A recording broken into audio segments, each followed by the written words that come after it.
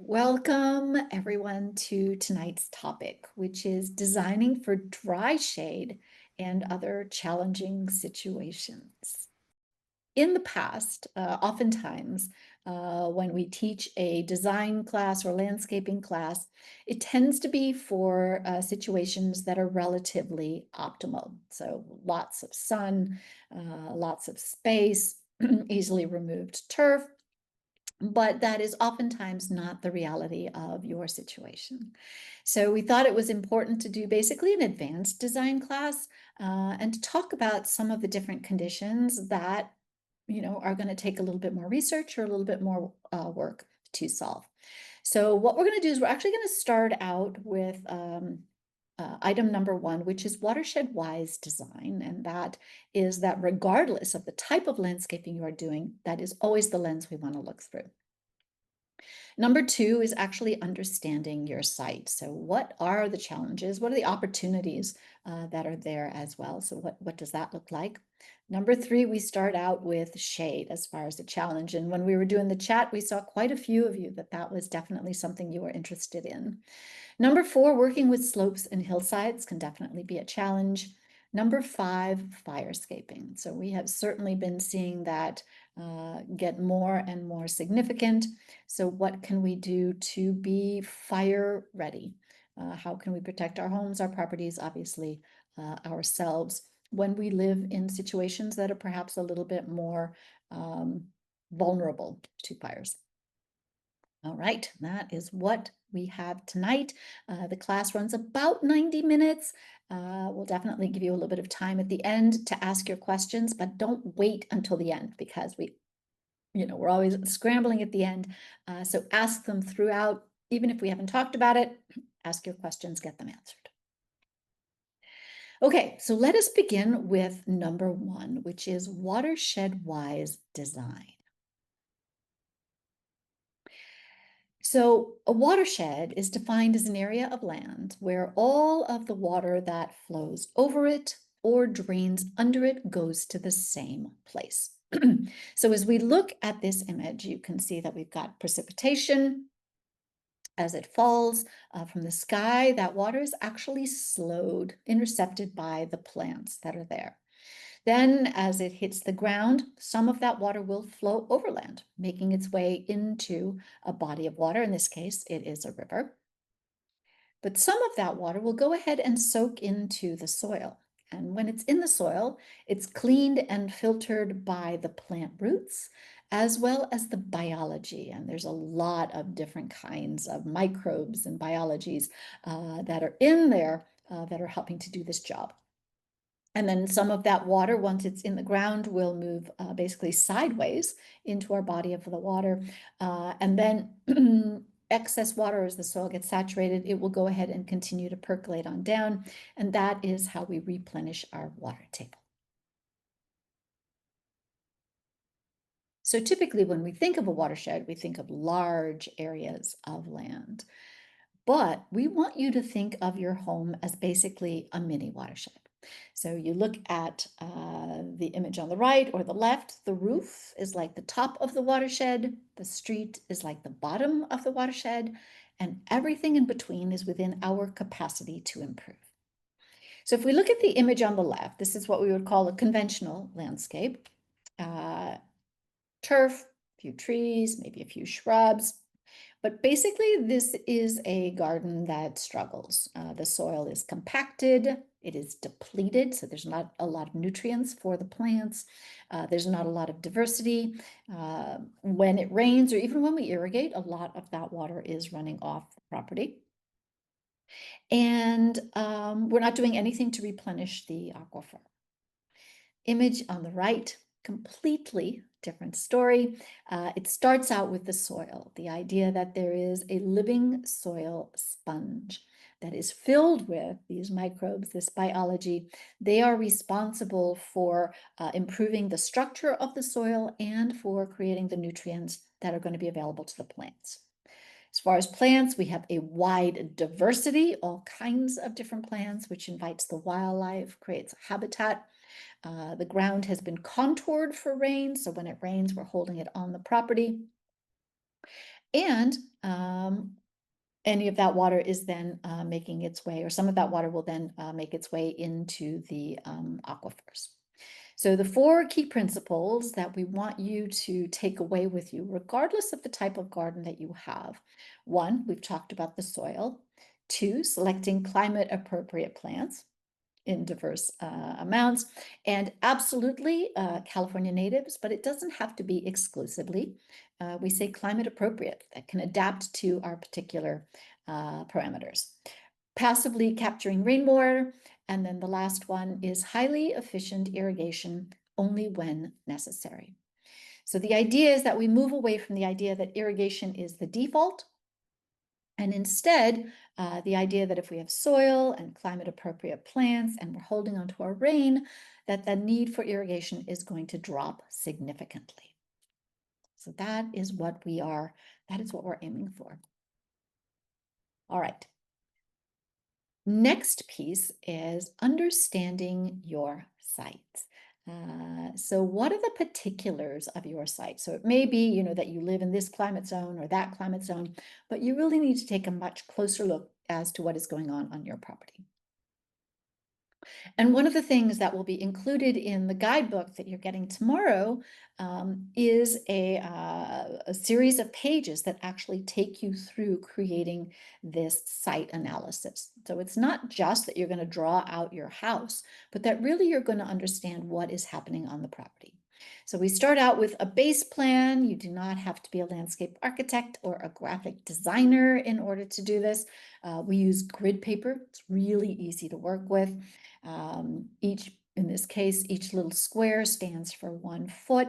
So if it's 35 feet wide, I count 35 little boxes, I draw my line, and I am there.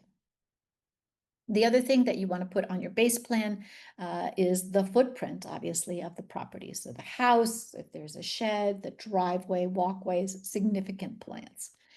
And then you want to know where the north arrow is. So especially for those of you that are interested in shade gardens, is what part of your garden is shady, and being aware that over the course of the year, that shade will shift. So you're going to put that on your plan, and then you're going to make multiple copies because we want you, again, to take a closer look at what's going on. So the next thing that you're going to do is consider your microclimates. So what is happening specifically on different parts of your garden? So for example, at the driveway, we've got white walls and we've got the gray concrete. And we've got a lot of reflection, and maybe it's southern facing. Where do the winds come up? Where is the building or the big trees where it is shady? So all of that information you want to be putting, because again, this will make you more successful when it comes to actually selecting a plant palette. And then, since holding on to our water is incredibly important, you need to know what's happening with the water. So if you have downspouts, you want to check and go, well, where does the water drain when it comes out of my downspout? Possibly it's going into a pipe and it's going right out into the street. Possibly, hopefully, it is actually draining out into the landscape where you have better opportunity to hold on to it. But it's also possible you don't have gutters. And in that case, what is happening to the rain? And then big picture, what happens to the water? Does it drain away from the house? In some cases, unfortunately, it's draining towards the house. What is being done in order to mitigate that? And then are there areas where the water is ponding or pooling, or it stays wet for a longer period of time, either after rain or potentially after your irrigation? So all of that is really good information to know. And then, because we are going to be talking about it, is understanding your topography. So you may say, I live on a hill, I live on a slope, but it's actually good to understand how significant that slope is. When we get to that section, we're going to be talking in more detail about, what do you do when a slope is relatively mild compared to what do you do when it is more significant. So in the guidebook are tips on how you can actually calculate that for yourself. There is this cool thing called a bunyip. It actually comes from Australia, and it's based on the premise that water will always find its own level. So two sticks with a tube, a clear tube that you fill with water, and then if you're, comparing, one part of the hillside to another part of the hillside, you put one stick at one end, you put the other stick at the other end, and then you read the measurements. And the difference in the measurements will tell you what that difference is in elevation. So for example, at the top of the slope, it says 55. Bottom of the slope or lower down on the slope, it says 52. You know that there is a 3-inch, which is actually not very significant, a 3-inch change in elevation or change in grade. So again, you could build it probably for $10, and it gives you incredibly accurate information. So check that out. And then certainly for any of you that have taken our classes before, the importance of understanding what is the health of your soil. For most people, especially if you are taking out turf, odds are you've got a brick under there. So it is compacted, it is depleted. There isn't that biology that we really need that is essential really to the health of your garden. And then if you are fortunate, and it's not necessarily all of your garden, you may have patches that are very compacted, other parts of the garden that are perhaps a little bit more sponge-like. So good to know as part of your analysis. And the reason that there is, well, there's many reasons why we emphasize the soil so much and the health of the soil is because of its capacity to hold onto rain. So when we talk about how important it is to conserve water, one of the ways that we offset using water through irrigation is being able to hold on to as much rain as possible. And the way that we do that is with this soil sponge. So you can see if you look at it that there's little pockets in there. And it works just like a kitchen sponge where, when it gets the rain or the water, just holds onto it and then releases it to the plants as they need it. Other clues that this is a yummy handful of soil, obviously, is that big worm right in the middle, as well as the roots. So the roots aren't all crammed up into, the top 1 or 2 inches, which is really common, but rather that they have the ability, they have spread out into the ground, which anchors them, gives them more access to water and nutrients. So this is all part of that watershed wise landscape. All right, part 3. Shade. What do we do with shade? Well, first, we need to understand that there are different types of shade. And so this is all part of the site analysis that you're doing, as you're drawing it out, going, is it shade, heavy shade from a building? Is it filtered shade from a tree? Is the tree deciduous, where in the wintertime it's actually going to drop its leaves completely? Or is it evergreen, where you're going to have those leaves there all year round? And depending on how you answer that question is going to impact the plants that you can pick. So there are obviously plants that can tolerate that pretty significant deep shade. And then there are plants that can do, whether they call it partial sun or partial shade, that can tolerate some shade, but are going to need a little bit more sun. So you are going to want to take a look and see what you have there. And so it also depends on when during the day you get that sun. Is it a morning sun that you get? Is it an afternoon sun that you get? Is it sun that you only get a little bit of in the summertime and the rest of the year it's pretty shady in there? So there are, and there's a little bit of experimenting that you can do, a little bit of trying it out and seeing what happens. I have been surprised many times with putting in a plant that I didn't think would do all that well, and then sure enough, actually did quite well. So what we've done with this next series of slides is we're showing you some examples, and then we're also labeling the plants.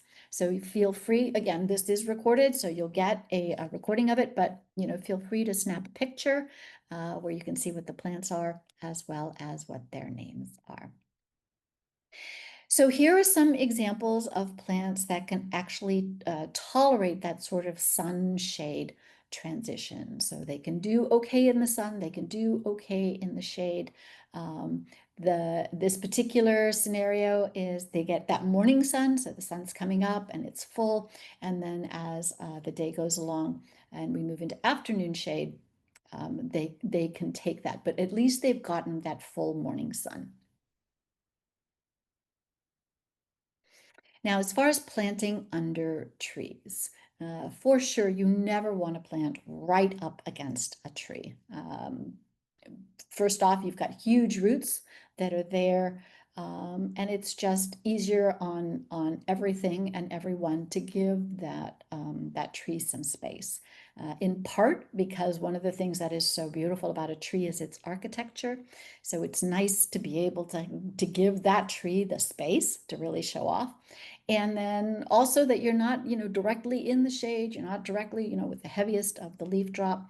So give yourself a little bit of space. So we can see in this particular, and some of them are small, it's a little hard to tell what they are, but some of the plants that we've got is the mimulus, which can take some shade. The heuchera actually does pretty well in shade, partial shade, and then the penstemon.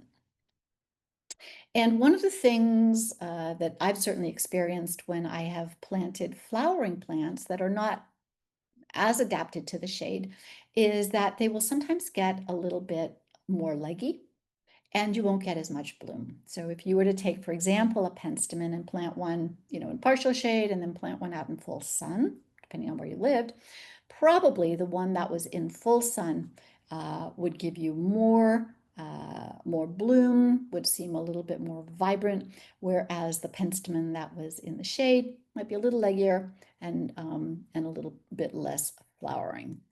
Here's another example. So ferns definitely do well in the shade.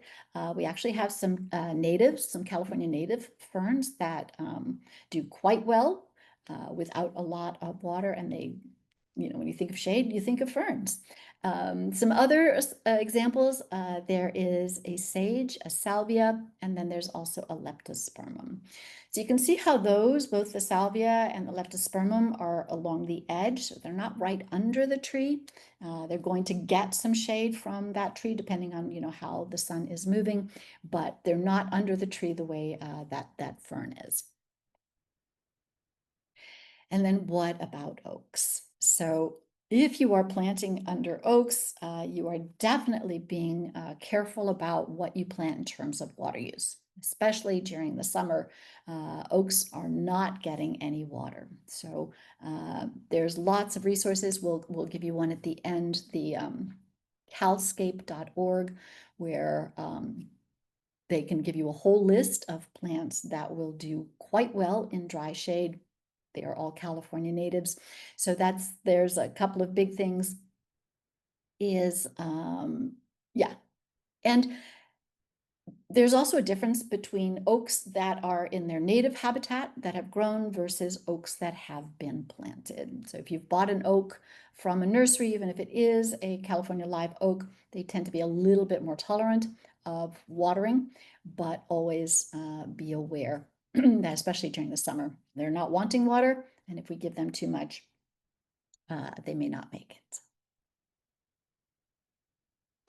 All right.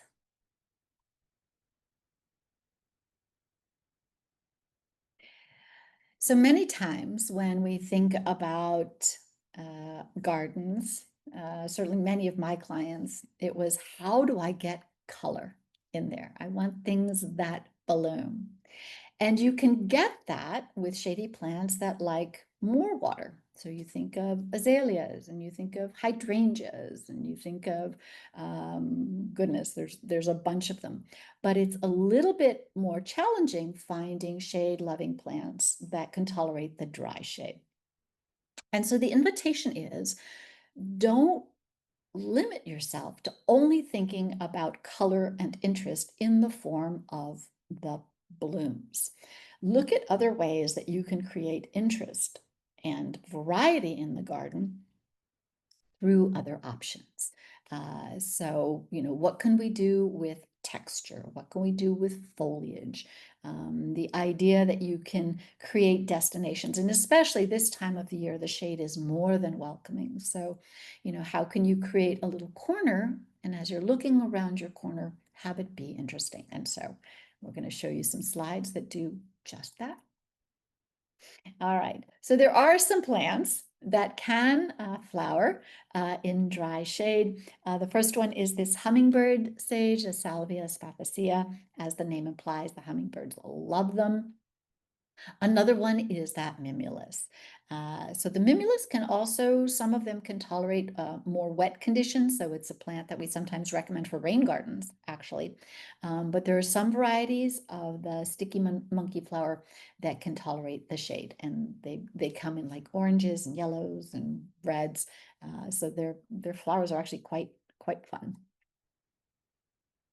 Here are some other examples of the ribes. So there's a whole variety of ribes. We're going to show you some more examples. This is the sanguinium, and it's got, they're almost like chandeliers, the flowers. They are so lovely, and they're great in a corner. They can go deciduous, they can drop their leaves, but they definitely come back in the spring. And then the iris. So there is a Douglas iris. Both of these are California natives. And underneath it is another form of ribes, actually, which does really well in the shade. The flowers are not quite as interesting, but it is a great ground cover. So both of those would do well. Certainly the ribes I've put under oaks, and that just because, again, it's got this nice spread to it. So you've got the greenery that forms just a really nice background for the oak. More ribes, the one on the left is the wild currant. So the ribes is the currant. So if you were to go to the market and buy some dried currants, this is where they come from.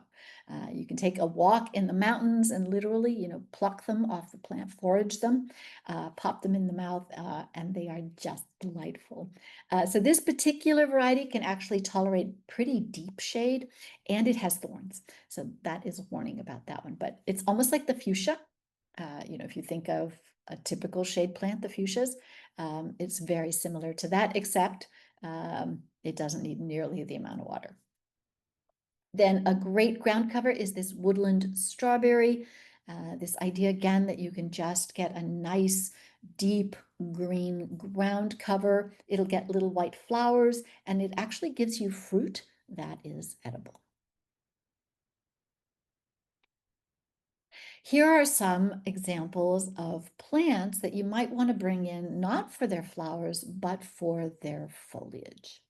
So the thing about shade is that because it's shade, plants can kind of disappear into each other. So if you've got lots of green plants and the greens are all kind of the same quality, it's harder to distinguish. But one of the things that definitely will make it interesting is looking at the different shades of green. So we've got some examples here. This pittosporum has, and it's what's the word? It's subtle, but it's got like this little variegation around the edge, which gives it almost this silvery quality. And then you've got that variegated mint bush on the right that has almost a chartreuse color. So you can see if you were to put that, with like a ceanothus with a dark green, it would really stand out. Here are some more with the foliage. Another pittosporum, the Marjorie Channon, which has, again, more of that variegated green and white in there. And then the Westringia highlight, again, has a little bit more of that yellow. And you can see the Westringia against, I think it is actually a ceanothus, how you've got those different, they're almost like different temperatures in the plant. And that allows them to stand out from each other. Some more, we've got the Correa, which is a variegated, and then you've got this pitcher sage. This is actually something I have in my garden, and it's incredibly resilient. I mean, I don't pay any attention to it, and it just keeps doing its thing. The leaves are really velvety, and it smells amazing. And then it actually has flowers like these sort of mauve flowers. And it's a little bit wild and rambly. I wouldn't necessarily put it under a tree, but certainly in a shady corner or partial shade, it would like some sun. It does really, really well. Ground covers. So on the left, this is the wild strawberry. You can see it now in a little bit more detail, the little white flowers. And then what's interesting, the image on the right is they actually blended the two. So they've got the wild strawberry and then interplanted is a blue fescue, is a grass. So the idea that you've got a ground cover and then coming out of it, whether it's smaller or larger, you've got these taller plants and it just gives it more interest. So this one's another California native, the Yerba Buena, the Saturea. Again, this is great. One of the comments that we often get as designers when we used to, and it's interesting how the theories change. It used to be that you would plant for maturity. So if a plant was going to grow to be 5 feet wide, I would go ahead and design it so that my plant was 5 feet apart from the others, and it would have room to grow to its full size. And one of the complaints we would get was, well, it looks sparse and there's nothing happening.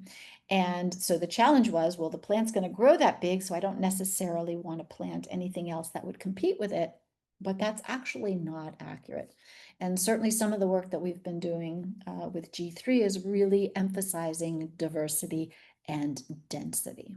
So if you go out in nature, there's no bare soil out there, right? Everything is covered. And so the opportunity that, yes, you can put in a larger shrub, and then you can put in wildflowers, you can put in annuals, you can put in ground covers, you can put in low shrubs that are perhaps more short-lived. And so it's almost like you've got these different levels and these different layers. And by having that diversity and that density, we actually accelerate the transformation of the soil. So it goes from depleted and compact to something that has more of those pockets, more of those tunnels, because there's more biology going on. And the quicker the structure of the soil changes, the more drought tolerant our plants become, the more water the soil holds, making that water available to our plants. So plant in abundance. Here are some more ground covers. This is a ceanothus, and this you will find all over the mountains, up and down the state, and potentially even into other states. The ceanothus actually comes in different shapes and sizes. So there are some that are small trees. There's some that are shrubs that make great hedges. And then this particular variety, the ceanothus Yankee Point, is a great one for that partial shade. It will definitely be happier. You'll get more blooms if it's got more sun, but it can take quite a bit of shade. And in particular, the Yankee Point is pretty tolerant of garden watering.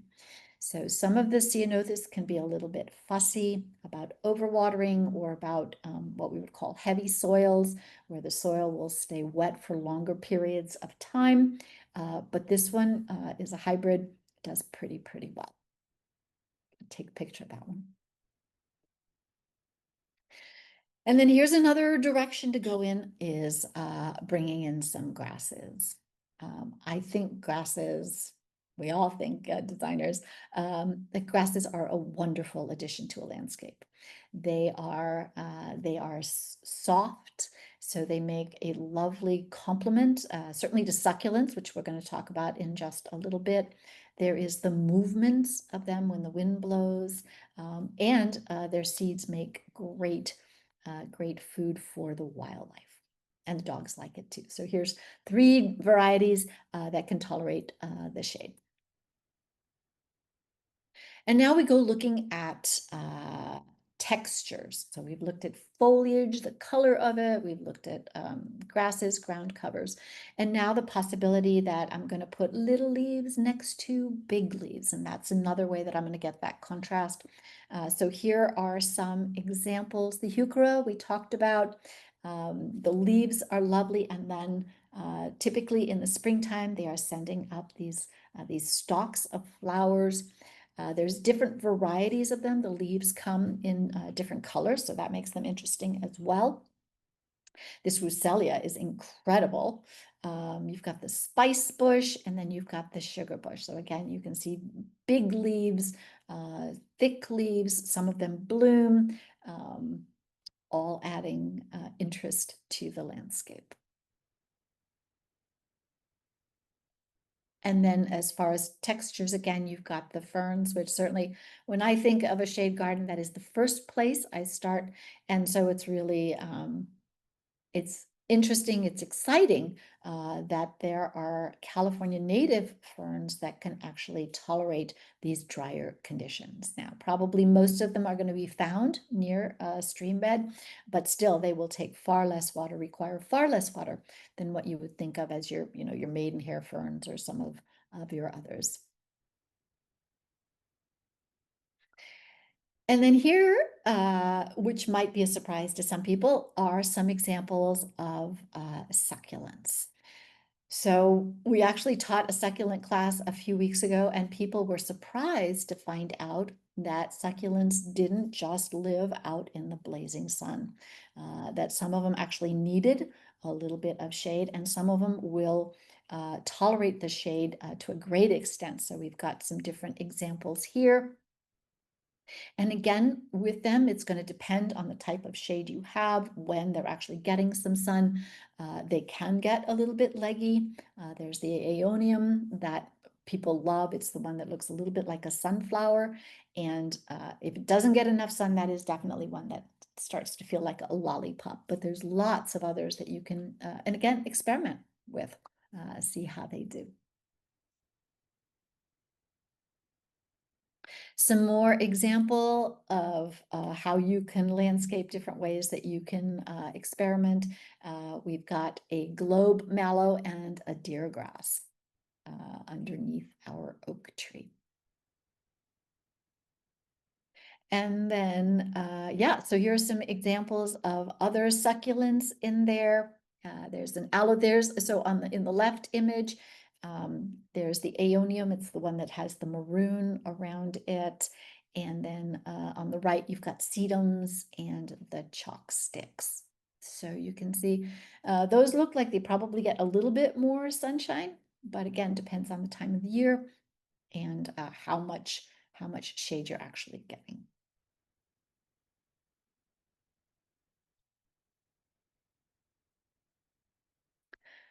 Now, it's not just plants that you can put into the shade. And again, as we have this time of the year, the shade may definitely be where you want to be headed. So the possibility, the way you might with anything in the garden, is create opportunities to bring people in, to invite a walk through, an invitation to hang out. So this one's actually up in the Monterey area. You can see under the oak tree is the ribes. That's that ribes, the viburnifolium, which has that sort of slouching feeling, overflowing feeling. It's great under trees. And then there is, yes, there's a swing. Now, I don't know how many gardens have a creek running through them, but certainly that would be a place to hang out if you did. And then certainly, yes, places to sit, comfortable places to sit, and a water feature. Those two really do go together so comfortably. With the water feature come the birds and the little critters, and the opportunity to, yeah, just sit and listen and watch and relax, surrounded by plants and sounds of nature. Something else to think about as you imagine moving through your garden, is there, it depends obviously on the size of your garden.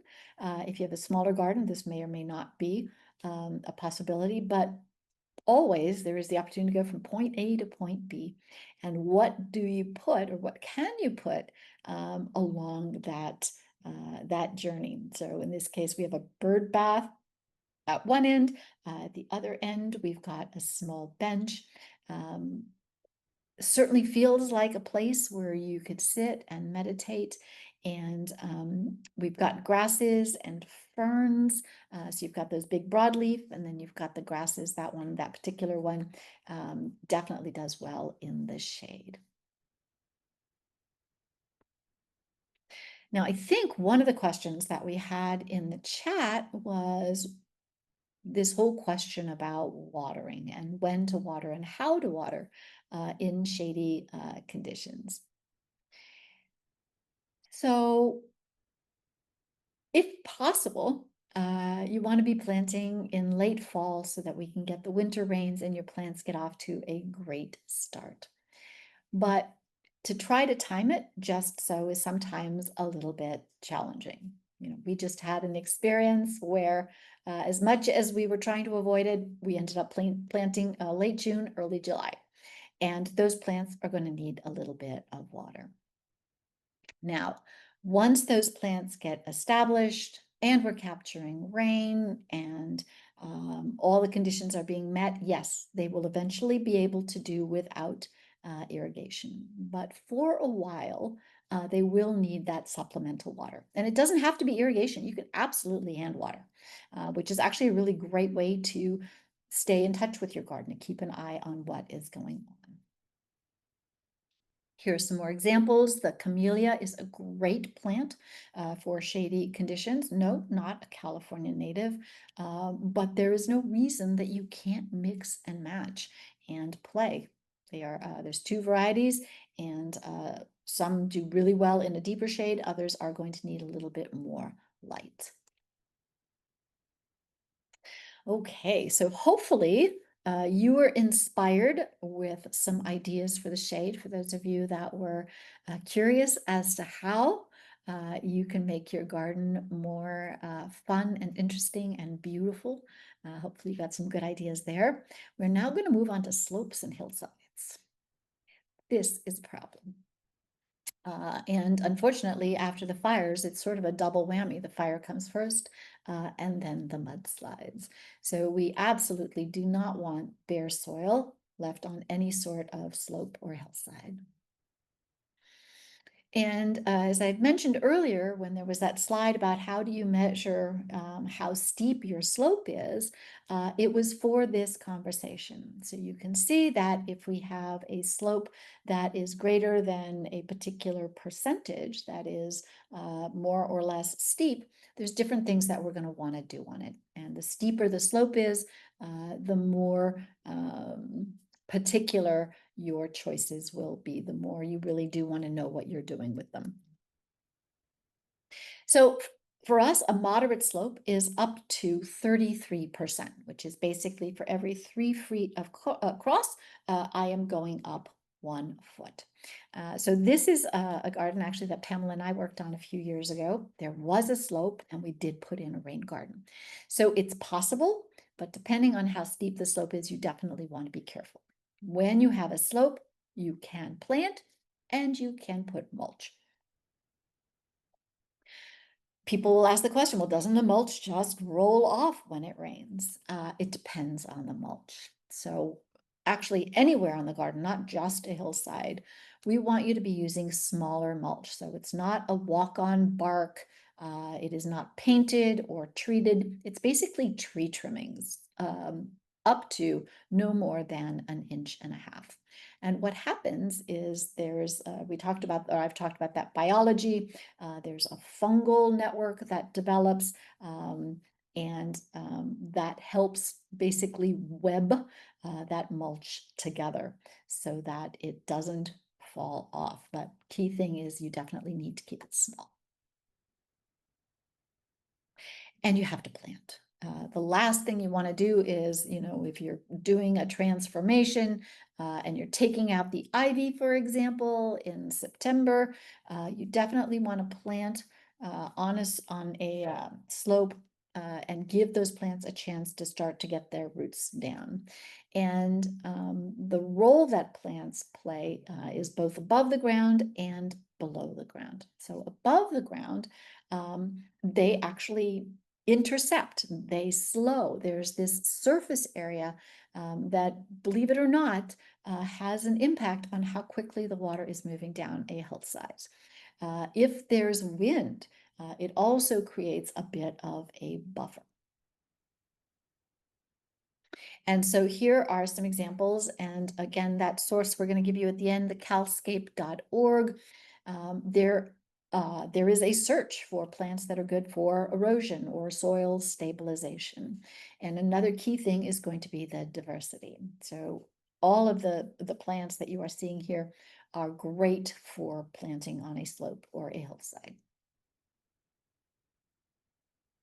And then below the ground are the roots, obviously. So there's different kinds of roots. There's going to be tap roots, there's feeder roots. With grasses, you've got these fibrous roots, and you want all of them. The easiest, fastest ones are to get the grasses in there, and then eventually those others are going to get their roots, sink them down as well. So here's a great example where we've got grasses, we've got shrubs, we've got ground cover, all of them with their different depths of roots that are helping anchor this hillside. Some more examples here. I believe all of these are California natives.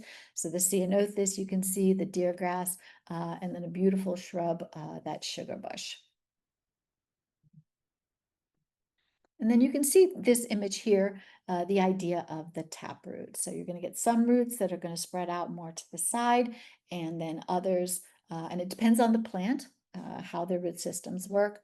But especially with the trees, you're typically going to get that taproot that anchors in, and then helps buttress the soil in place. Big problem is when you've got big plants that were not planted properly, or were not irrigated properly, or it's the wrong tree in the wrong location.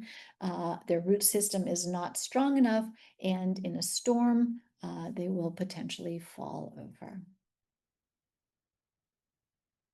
So we had talked about the grasses being a great thing to put in first. So if you're taking out your plants, whether it's turf or ivy or your ice plant, don't sit there and wait 6 months. Get plants started as quickly as possible. The easiest are going to be these grasses. So some examples here. Some of them are natives and some of them are not. And then from there, we start going up. So we're going to go to shrubs. Eventually, I'll show you some trees as well. Their roots are a little bit deeper. All 4 of these are California natives. And look at how beautiful their blooms are. So the idea that you can have a beautiful hillside that has multiple purposes. They're also all pollinator attractors. Here are some larger ones. The elderberry, that's what they make the Sambuca wine from. The toyon, is beautiful with the red berries there. And then we start moving out into the trees. So again, a California native, the buckeye, and then of course the oaks. And I think I read that oaks have roots that can go down like 35, 40 feet. I mean, that's like a 4-story building. So yeah, they take a little while to get to this size, which is why you're doing all of those different layers. Another hillside, the yarrows, and then some salvias, which do really, really well. And then there's that open area of mulch, potentially the opportunity to go ahead and add ground covers or other shrubs. Okay, now we're getting a little bit steeper. We've got a 2-to-1 slope or 50%, which basically means that for every 2 feet, there is a 1-foot rise. So in this case, we can mulch, we can do plants, but we're also adding control mats or erosion blankets, which we'll show you some pictures of. And depending on budget and desire, you're adding retaining walls and or terraces. So we start talking retaining walls, definitely the expertise necessary as well as the budget go up.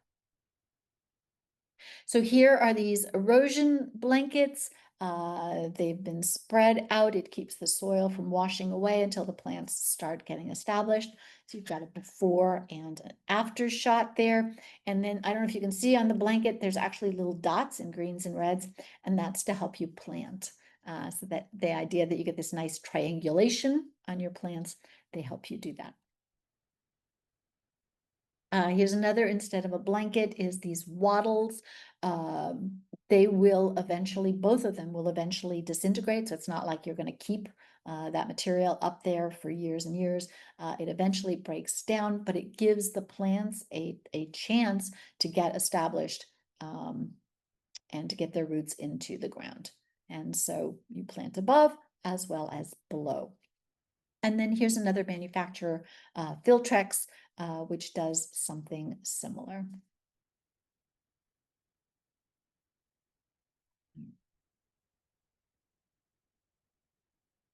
So in an earlier shot, I had shown you a picture of a small water garden on a minimal slope. And when we teach the rainwater class, people go, I want to do that. I would love to be able to hold on to rain, but I have a slope. So the thing about slopes is you definitely want to do work with a professional. You need to know what you're doing because it is possible, depending on how steep that slope is, that if you are not aware of what you're doing, you could actually make things worse. So the sort of general philosophy when you're working on a slope and you're trying to hold on to rain is that we stay on the contour. So you can see item number 2, where that's the riprap, basically, it's like bits of rocks, is that rock is all at the same elevation. So if we're planting 100 feet above sea level, the entire area, that whole row is going to be at 100 feet above sea level. The minute we drop down to 99, all of a sudden the water starts moving. So that is the first thing you need to be aware of. So you're going to go ahead. You're also staying very, very shallow, maybe 3 to 4 inches. We're not doing any great big infiltration pits or anything. And then we are planting. So they've got grasses that are planted in front. And yes, and if you're not 100% sure, you're bringing in a landscape architect or an engineer to make sure that you do things the right way. Planting on a slope. I don't know how many times I've walked by a garden and the plant looks like this. So there is a right way to plant on the slope so that that doesn't happen. And it's a little bit of a compromise. It definitely does take a little bit of planning, but you can be successful in your plantings as well. And then this is really interesting, irrigating on a slope. So what you have to think about is that water obviously is moving downhill. And the further down the hill you are, the more water is making its way down to you. So they actually recommend that you have 2 different zones. So you have one zone that will work on one schedule, and then you have another zone below it that works on a different schedule. And then that way, that water that is moving from downhill is watering the plants below it. And if they need a little bit extra, you can adjust it, you can add to it, but it's not this accumulation of water that just keeps moving downhill. Now, again, here are some examples of retaining walls. They are a beautiful addition to a garden, especially if you're trying to get any sort of terracing. You know, if you've got a slope and you want to be able to have a seating area or, you know, put up a picnic table or any area where it's basically flattened, then you are looking at some sort of retaining system. Again, the disclaimer is here. You absolutely want to be working with a professional. Permits may be required, engineering may be required, but you definitely want to know what you're getting into before you start building walls. Now, if the slope isn't too steep, pretty easy to just create this meandering path. You've got your plants, looks like they've got gravel in there. The possibility that you can create these super simple steps. This is just little bits of, it's probably Corten steel, where they've created a terrace and then they put in the next one and they create a terrace. And so even though this wasn't terribly steep, it's definitely been made more graceful with this addition to it. In this case, They've actually put in steps, and then they made it super fancy with putting in some, looks like alyssum and some other ground covers in between. And then certainly for those that have had, the same plant on a hillside forever, it's hard to imagine that you can have something that is a little bit more interesting. Um, and this is designed by one of our G3 members. And you can see how interesting and how beautiful and welcoming this is. So she's got succulents in there. She's got natives in there. Um, and yeah, it's just, color and texture. It's quite inviting as a landscape. And then the possibility, again, this is a large property, that it's not just your garden. It's also your garden and what is beyond it. So, if there's a park or if somebody else has trees, that you can look at those trees as sort of a borrowed view, if you will. And then the idea of having fun with the details. So the great thing about succulents is you can just sort of tuck them into corners. Fire escaping. All right. So when we look at fire escaping, and we've definitely had our share of fires this year, and it's only July. Um, we want to look at it as not necessarily a sacrifice or not being a sacrifice, that it can still be a beautiful landscape. It can still create habitat, but some of the choices might be a little bit different than what we would, than what we might accept or consider in an area that is perhaps more urban. And even that, I say, with qualifications, because that was definitely changing this year as the fires made their way into the cities. So one of the gifts of rain is all of this wonderful growth that we get. And the downside of that is as that dries and we move into the fire season, it then becomes fuel. But the thing that's so interesting is, from the sort of human perspective, well, fires are harmful and dangerous and they destroy things. But in nature, if we step back, they actually have a very important role in the cycle. And so when we look at some of our native plants, they are actually adapted and they need fire in order to germinate, in order to, to fulfill their life cycle. So the ceanothus that we've talked about, other examples are the sequoias, where they actually need the soil completely cleared of other plants so that their seeds can germinate.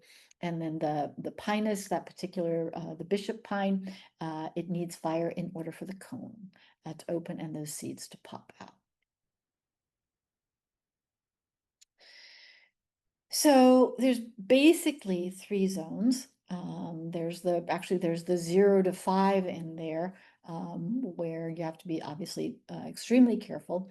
But it's always interesting teaching a class on fires, because really the most important thing you can do to protect your home is to make sure that your home is hardened. So we covered that in the fire escaping class. Today really is focusing more on the plantings, but the idea is that there are very specific things that you can do to protect your home, and then we look at the landscape. So some of the things that we are thinking about is how close to space the plants. One of the things that's interesting is we're now combining fires and slopes. And when you think about how a fire moves, it's typically moving uphill. And there's a lot of velocity, and there's, the winds that are pushing that. And so the recommendations have been that the steeper the slope, potentially the further apart your shrubs or your trees are going to be, in hopes that, as that fire is moving, that it's not going to jump from one plant to the other. Other things to watch out for are fire ladders. So you've got a tree, and then under it, you've got a shrub that's touching the tree, and then under that, you've got this ground cover that's touching the shrub. And so what we're trying to avoid is that the fire comes along, hits the shrub, and then basically moves up the ladder. And the other side of that is typically when we think about how the fires are moving, is that they are spreading with embers. So yes, this is definitely something that you can watch out for. Of particular note is making sure that there's no dead wood in there. That's probably one of the most important things you can do. And then, taking the dead wood out of the trees, especially if those trees are near your home. But yeah, when you think about how a fire moves, it's moving, with embers, it's moving with the wind. It isn't necessarily crawling along the ground and then spreading that way. But this idea of giving things a little bit more space. Ground zero, from 0 to 5, no combustibles. So yes, you can put turf in, but you can also put in other shrubs that don't require as much water. Succulents are a great option for here. The plant you can see over on the far right is a yarrow, which is a California native. You can mow it. So that is a great option in there.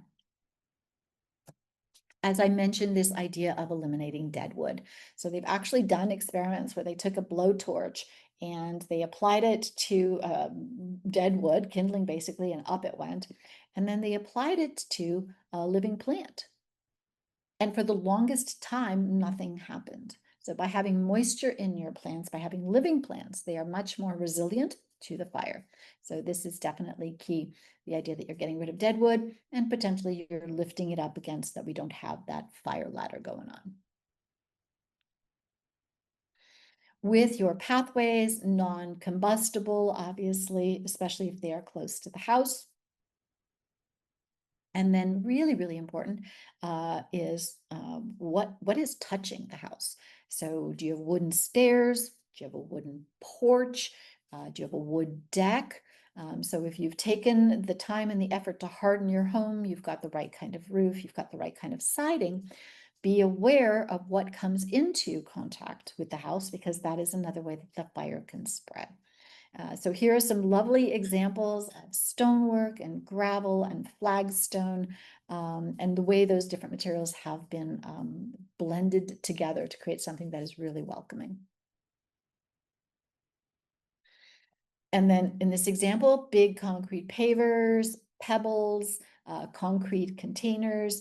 Obviously, again, this is more of an investment. You've got a designer involved, you've got a landscape contractor, but there is more hardscape here than we would typically use. And if you're in a fire zone, this might be a choice you're making.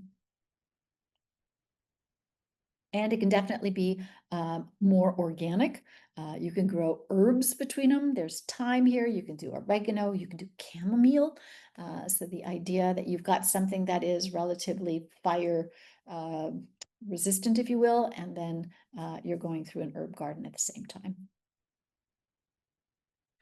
And then really important is making sure that we are holding water in the soil. So this holding on to the rain, capturing rain in fire zones, always important in the landscape and extra important if you are in an area that is perhaps more vulnerable. And then considering a natural lawn. So in a lot of areas, there's a big push to take out turf and replace it with more climate appropriate gardens. And yet you can take your turf, your existing turf, and you can overseed it. You can overseed it with clover, you can overseed it with wildflowers. And in doing so, you take a monoculture, turn it into a polyculture. So we've got that diversity. And over time as well, the soil becomes improved, the plants become more resilient, and it can go for longer periods of time without watering. We've talked about the succulents. Look at that color and that architecture. The seaside daisy is a California native. We've talked about the wild strawberry. So if you're in a fire zone and it's shady, some great options for you there.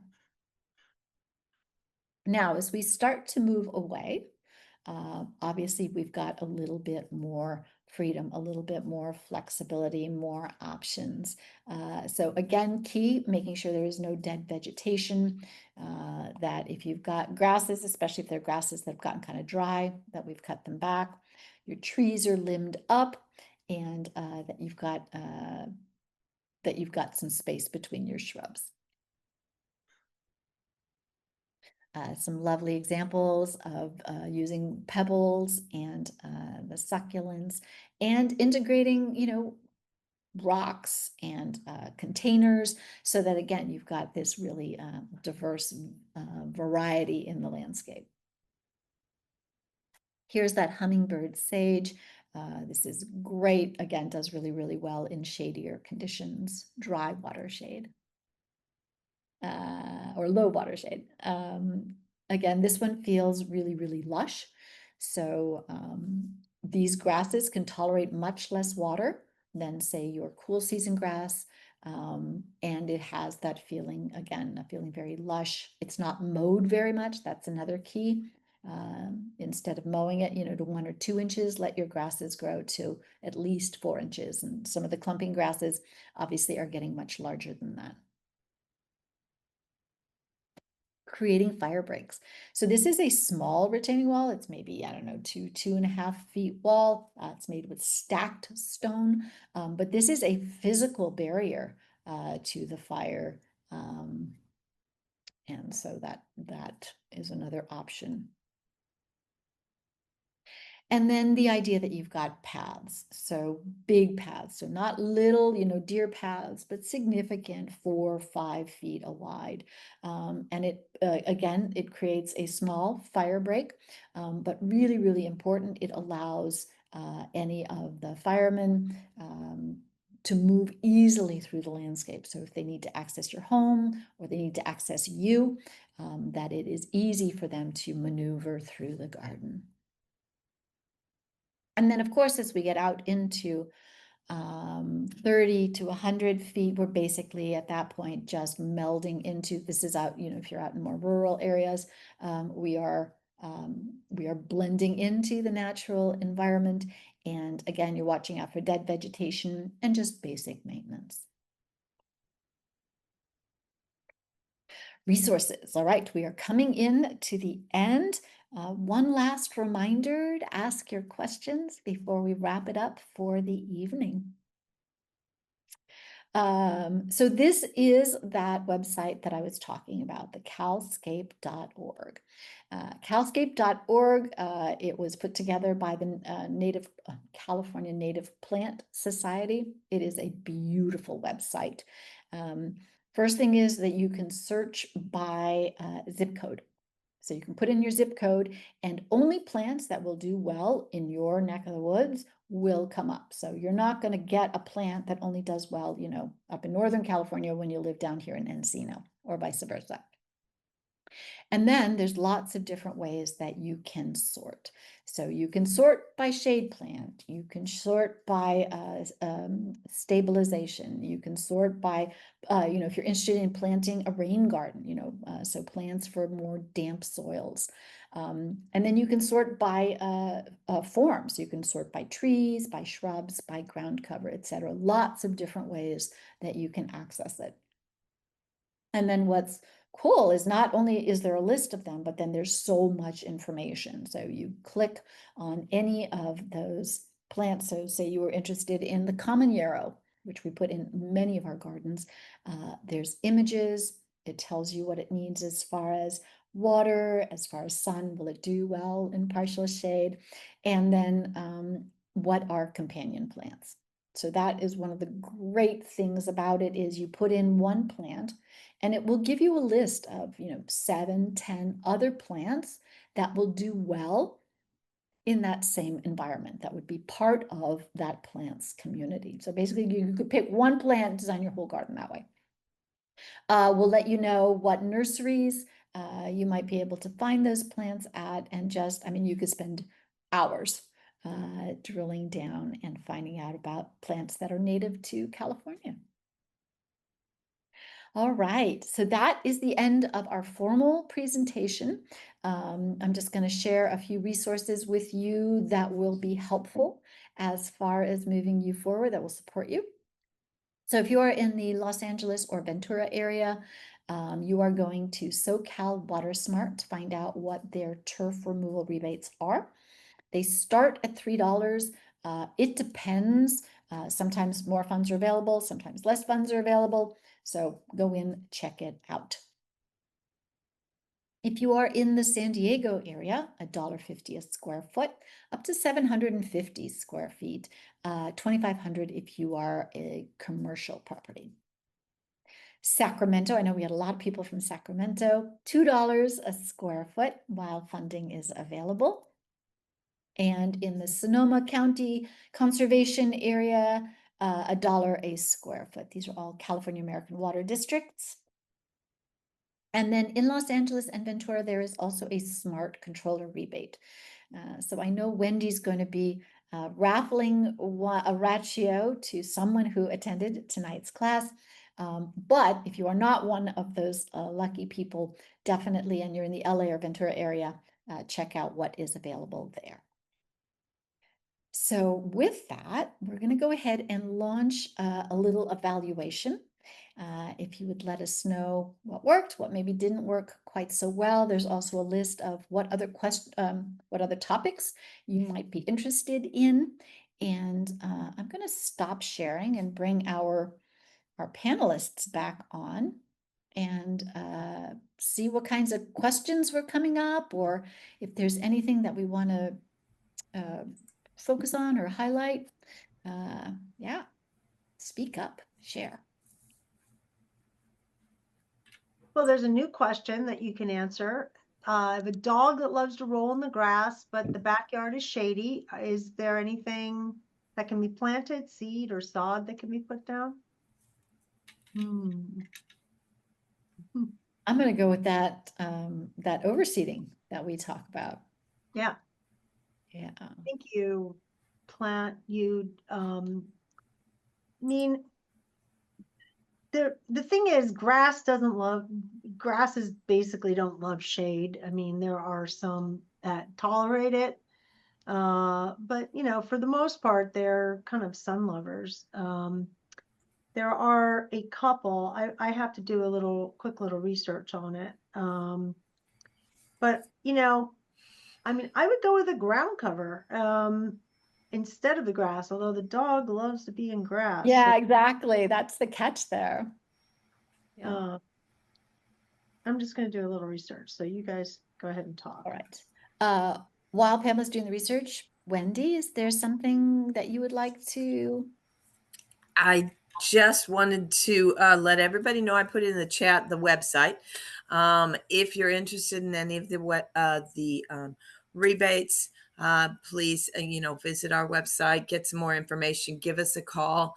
Our hotline numbers are on the website, and we'll be able to answer your questions as far as what's available for rebates and all. Very cool.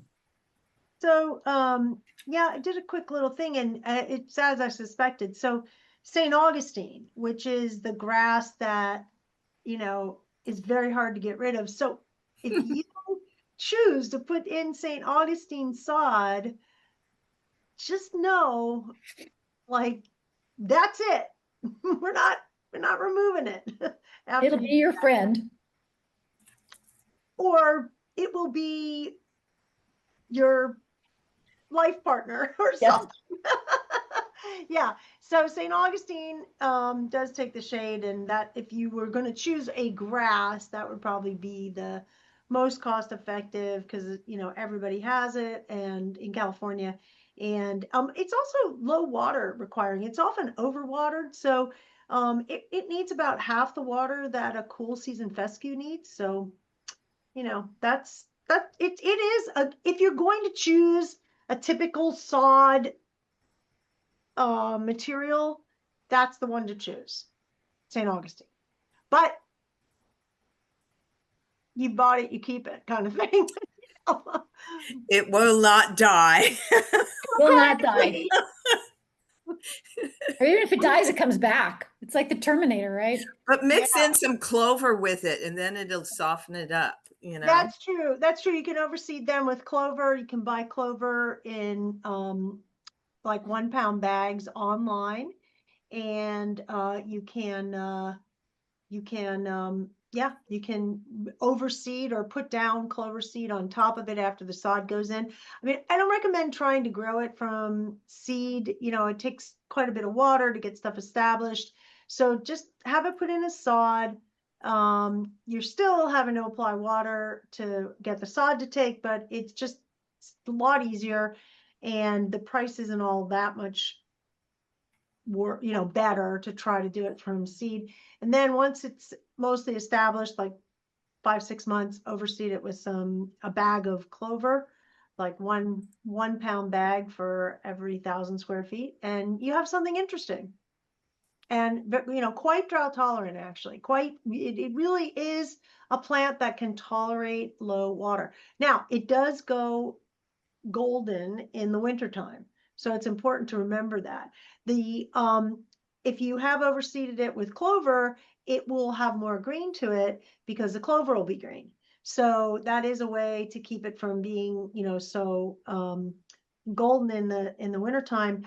But just because it turns a color in the wintertime doesn't mean it goes away. It doesn't disappear. It's still there. It's still, lush. It just has a reaction to the shorter days. So, and cooler temperatures. Yeah. And be aware, it has to get a little bit established before your dog starts rolling around on it. So you can't put it That's down true and too. then. That's true too. So. Yeah, I mean, but that's with anything, right? Yeah. You're gonna have an establishment period, probably like 4 months.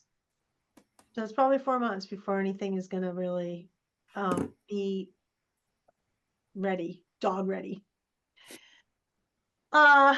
So we had questions about plants, but you gave these a huge number of plants, so it was kind of like repeating, what I knew was coming up. So I tried to direct people to to just listen. And the usual questions about gophers. I gave raptors are the solution. It's really the only way to go. Gopher baskets, of course, if you have something really valuable that you're planting, something woody and valuable. And yeah, I mean, that is most of the questions that we got, and I'm surprised that we're not seeing a flurry of questions here. Lots of people saying thank you, which is very, very kind. Yeah. But we'd be happy to answer questions live if you want to keep asking them. Yeah, I think a good question was asked about, like why not use jute netting on slopes? And it's mostly because it's a wildlife issue. They get snagged in those jute things. Oh, plus, I mean, it's just freaking ugly. I mean, let's just start there. Like, that's the reason I wouldn't do it. But it also, it also has, and it has limited, benefit. So if you're going to spend money on doing a stabilization thing, make it an erosion mat. Or the wattles that you're putting across the hillside. But yeah, avoid that netting that has, the big holes in it and stuff. Things get caught in those. It's really quite horrible. How do you keep oh, this is for Mary Ann. Yeah. How do you keep raccoons from digging up the ground? Mary Ann loves raccoons. She has a great relationship with a raccoon in her backyard. The third time they've pulled the pump out of my pond. I don't know if they want to take a bath. They wash their food. Yeah. So I don't have an answer to that. How to keep them out. Well, yeah, I mean, there really isn't. Yeah. They're so smart. Yeah, they are. I'm going to actually open up the chatting to everyone so that people can see all these comments. But D says they ate my goldfish. Yep. Yeah. You know,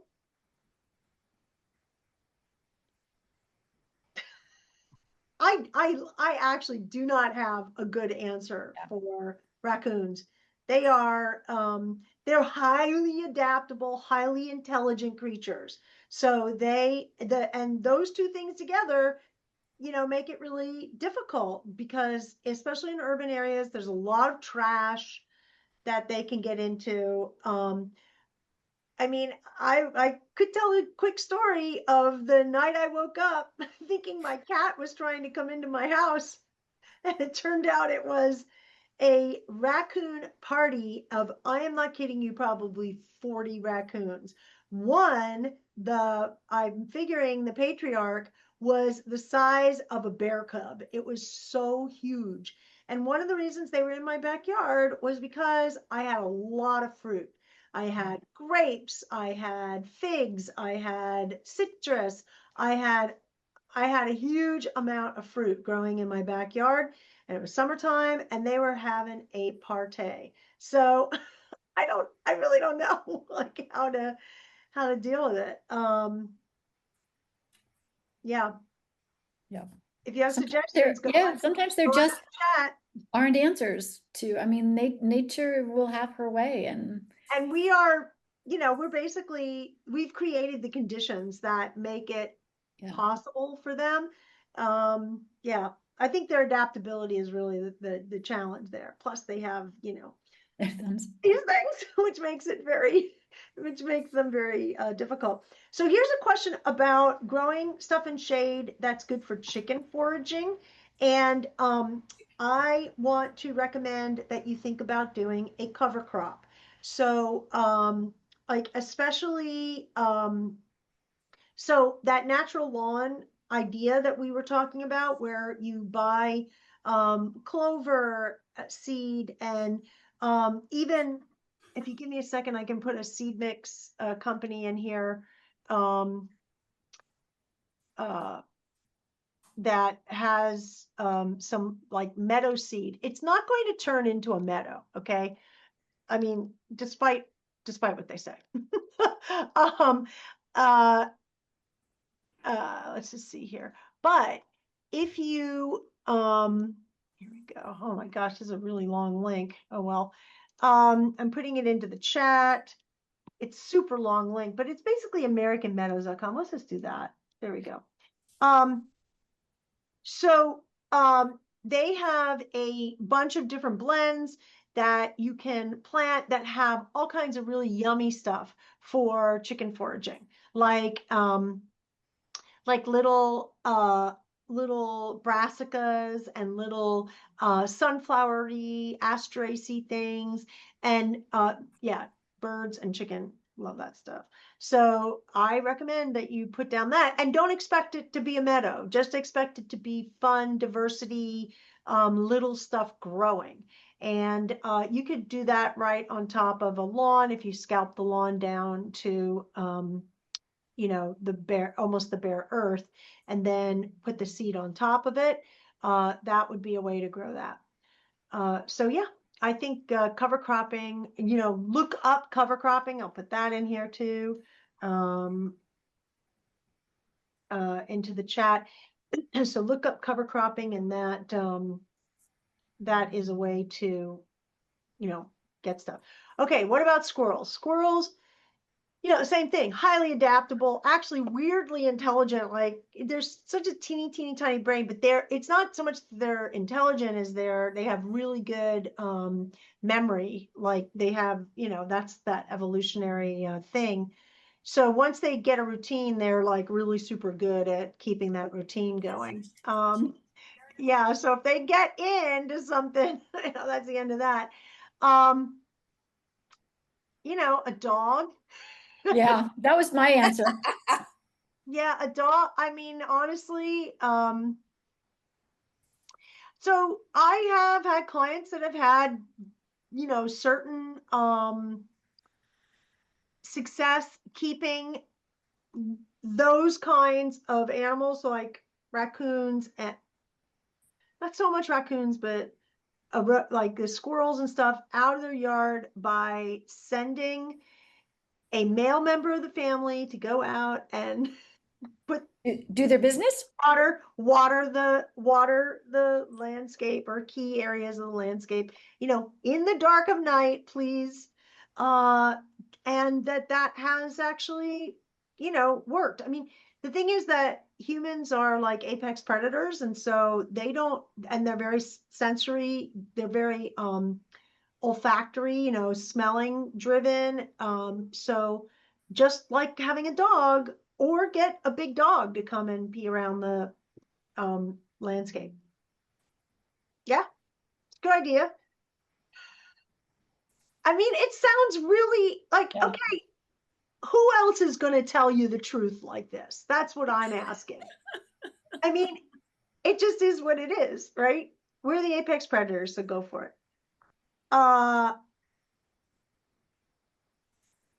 Okay, so the question here is using solar lights. Yeah, you're not really going to be able to use solar lights in shade. That's just that they're solar lights.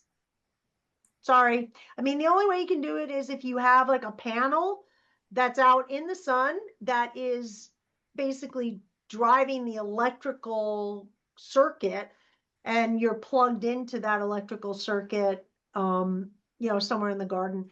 I would just use low voltage lights. Low voltage lights use practically no energy, and they're really inexpensive, and they last forever and a day. And yeah, you don't need to use solar lights for that kind of stuff. I wouldn't even use solar lights in a garden. I think it's pretty big crock.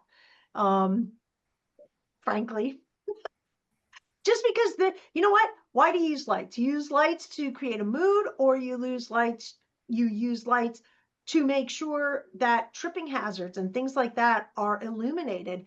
Like, I can't worry about whether or not the solar energy has been sufficient to make it bright enough to light a pathway. So I don't ever, I mean, I've used solar panels that are generating electricity for a site or for an area of a site, and then plugging into that with the low voltage lighting, but not a solar light. Just more plastic. That's my opinion. Marianne can contradict me. No, I'm with you. When a ground cover dies, do you leave it on the ground to self compost? What do you think about that? That's a good question. Why is your ground cover dying?